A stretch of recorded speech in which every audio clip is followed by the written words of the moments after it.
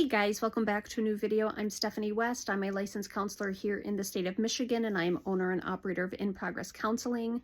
Today we're going to talk about the idea of graduation or termination of therapy services, however you want to language it.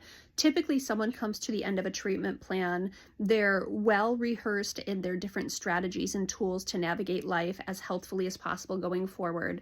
They come to needing less guardrails placed on their life externally, and there's more of an intrinsic ability to navigate. There's an intrinsic motivation to, adhere to best practices.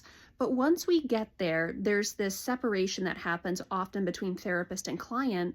And the reality is that's often my job. My job is to work myself out of a job, to work myself out of being useful, because someone is able to go and really take care of life on their own without the extra guardrails. But what can happen is as a client comes to the end of their therapy story, there can be fear, there can be uncertainty, and there can even be kind of a regression of assumptions about their abilities. And so even recently I had a client say, "But Steph, if I have to see you again, I failed." And I was like, oh shoot, that one hurt. But also, no, there's such wisdom in knowing when to put guardrails around your life. There is such wisdom when a change happens. If you're not able to navigate it alone, pulling someone in and saying, hey, I need the extra support. We've hopefully worked a client towards a place where asking for help is not only acceptable, it's normal. Knowing that things will overwhelm us potentially, knowing that things will be uncertain for us and we might need extra support, that is good to know. And it's always an open invitation with clients to come back and to get extra feedback or to get extra supports in their life. That's a non-issue. A client who wants to come back but is worried about it typically has experienced a lot of success, and the thought of this resource going away can be highly distressing. But it's like, no, this resource doesn't go away. You're just going to use it as needed versus consistently. That's a really good pivot. But also, if you do need it again, that is not failure. Failure is needing a support and not reaching in the direction of the support. Failure is knowing something works for you and deciding not to reach out and use that resource. And even then, I wouldn't say that's failure. There's so many explanations for it. It could be apprehension or resistance or even a little bit of that self-sufficiency. But if you've terminated or you've graduated through a treatment plan and extra support is needed, it is always an invitation to come back and get extra eyes on your life. One of the analogies I used with a client before is I said, okay, imagine that there's a mountain over to my right here and you're on that mountain.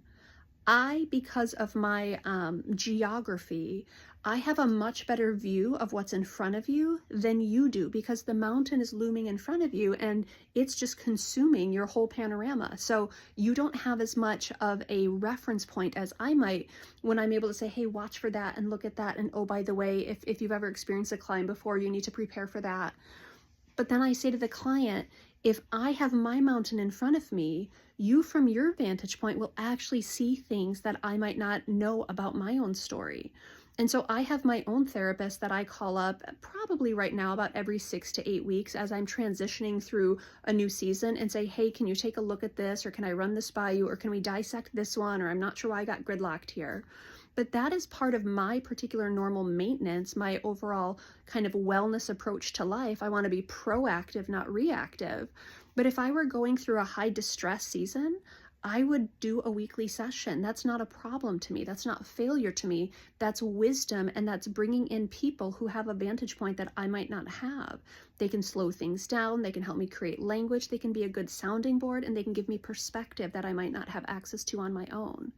If you're coming to the end of a therapy alliance, or if you've at some point graduated or terminated from therapy and you have this sheepishness about needing more support, I want to invite you to reconsider. This is a place that you can land and come back as needed. It is not something that you need consistent guidance in anymore, but you're still allowed to utilize it when it's helpful and when it serves a purpose. So just a blanket invitation. Therapy typically can be, I'm going to say that differently. Therapy typically isn't a one and done. It can be an extended support system for you, really for the lifespan for some people. That is not a problem. That is not failure. There's a lot of wisdom in saying, hey, I need some guidance, and can you help me?